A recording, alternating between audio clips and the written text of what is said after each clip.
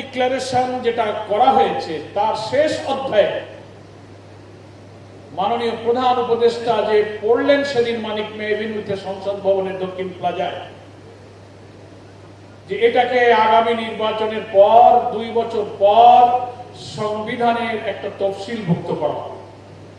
আমি মনে করি আজকের এই সেমিনার হচ্ছে প্রধান উপদেষ্টার এই জুলাই ঘোষণার এই কথা তীব্র প্রতিবাদ। জনগণ এটা মানে নাই। অসম্পূর্ণ জুলাই ঘোষণাকে সংশোধন করে এটাকে আইনি ভিত্তি প্রদানের যত যুক্তি আজকে এখানে সেমিনার দেওয়া হয়েছে সেটা মেনে নিতে হবে। প্রবন্ধকার চ্যালেঞ্জ দিয়ে বলেছেন, যদি আপনারা না পারেন, অক্ষম হন, তাহলে আমাদেরকে দায়িত্ব দেন, এই আইনের ভিত্তির ড্রাফট আমরা আপনাদেরকে সরবরাহ করব। সম্মানিত সুধীবৃন্দ, যারা বলেছেন, এখনো বলছেন, একটি দলের বড় বড় নেতারা, স্থায়ী কমিটির নেতারা বলছেন যে পার্লামেন্ট ছাড়া কি করে আইন তৈরি করা হবে। আজব ব্যাপার। আজকের প্রমাণদের তথ্য প্রমাণ সেই সব নেতাদের বক্তব্যের তীব্র প্রতিবাদ। আপনারা মানুষের আকাঙ্ক্ষার বিরুদ্ধে কথা বলেছেন। আইন, বিধান, সংবিধান, প্রক্লেমেশন, অর্ডিনেন্স, লিগাল ফ্রেমওয়ার্ক অর্ডিনেন্সের ভিত্তিতে যেটা 70 নির্বাচন হয়েছিল, সমস্ত বিধানের বিপক্ষে আপনি কথা বলে গণ আকাঙ্ক্ষার বিরুদ্ধে যে কথা বলেছেন, এই প্রবন্ধটা উল্লেখ করে আপনাদের বক্তব্যের তীব্র প্রতিবাদ করা হয়েছে। একটি বড় দলের স্থায়ী কমিটির আরেকজন সদস্য বলেছিলেন বেশ আগে, সংস্কার কমিশনে যত আইন আপনারা বানান, যত কিছু লক্ষিল দেখেন, আমরা সংসদে গিয়ে সব কিছু মুছে দেব। কি বলেছেন বলেন? তার বিরুদ্ধে এই প্রবন্ধ হচ্ছে তীব্র প্রতিবাদ। শিক্ষা দেওয়া উচিত। আপনারা শুধু এটা মনে করবেন না যে আইন, কানুন, সংবিধান সবকিছু আপনাদের আলমারিতে আছে। এদেশের মানুষের কাছেও আইন, সংবিধান সম্পর্কে অভিজ্ঞ মানুষও আছে, রেকর্ডও আমাদের কাছে আছে। যদি আপনাদের আরো কোনো পাল্টা যুক্তি থাকে, সর্বদলীয় ভাবে দেশের সেরা বরেণ্য আইনজ্ঞদেরকে নিয়ে আপনারা একটি রাউন্ড টেবিল বৈঠকের আয়োজন করুন। সেখানে যুক্তি পেশ হোক, সারা দুনিয়াতে লাইভ টেলিকাস্ট হোক, দেশ এবং বিদেশ দেখুক যে আইনি ভিত্তি না দিয়ে বিদ্যমান কাঠামোতে নির্বাচন হলে আরেকটা হাসিনার জন্ম হবে, আরেকটা ফ্যাসিবাদের জন্ম হবে।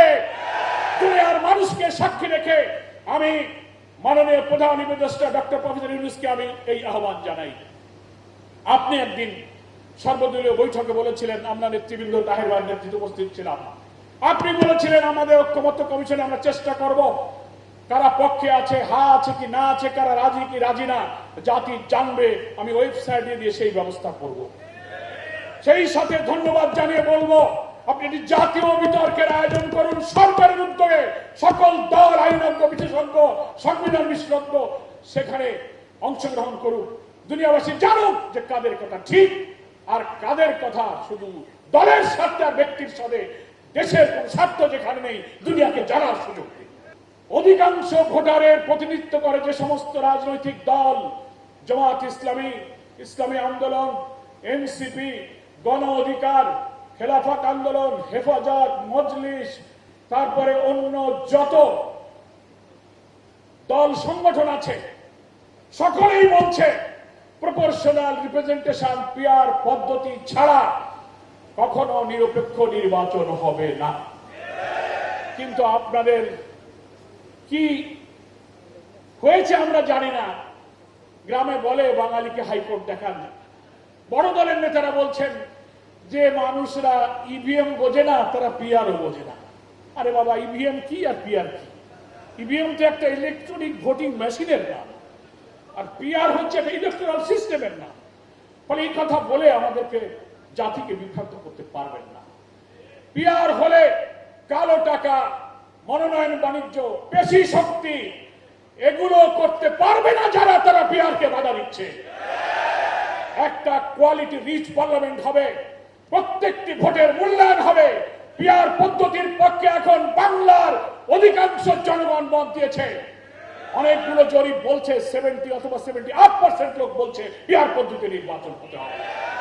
লোয়ার হাউস এবং আপার হাউস প্রস্তাবিত 2 হাউসেই আমরা পিআর এর নির্বাচন চাই। সব সংস্কার প্রস্তাব এর আইনি ভিত্তি দিয়ে আগামী নির্বাচন এই সরকারের অধীনে না হলে বাংলাদেশের ভাগ্যে এক মহা দুর্যোগ অপেক্ষা করছে। তাই সব দেশপ্রেমিক রাজনৈতিক দল, ইসলামী শক্তিকে আমি আহ্বান জানাবো, আমাদের প্রিয় আমিরে জামাত ডক্টর শফিকুর রহমান একটি মানবিক নতুন বাংলাদেশ গড়ার জন্য জাতীয় ঐক্যের ডাক দিয়েছেন।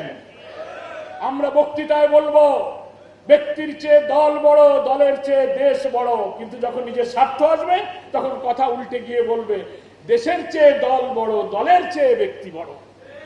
এই বাদ দেন, কম্প্রোমাইজ এবং স্যাক্রিফাইসের ভিত্তিতে আসুন জাতীয় ঐক্যে গড়ে তুলে জনগণের আশা আকাঙ্ক্ষা, এত রক্ত, এত ত্যাগ, এত চোখের পানি, মা হারা, সন্তান হারা, স্বামী হারা মানুষের কান্নার আকাঙ্ক্ষার প্রতিফলন ঘটাতে গেলে পিয়ারের ভিত্তিতে আর এই সনদকে আইনি ভিত্তি দিয়ে নির্বাচনের মাধ্যমে সেই আকাঙ্ক্ষা আমরা পূরণ করি।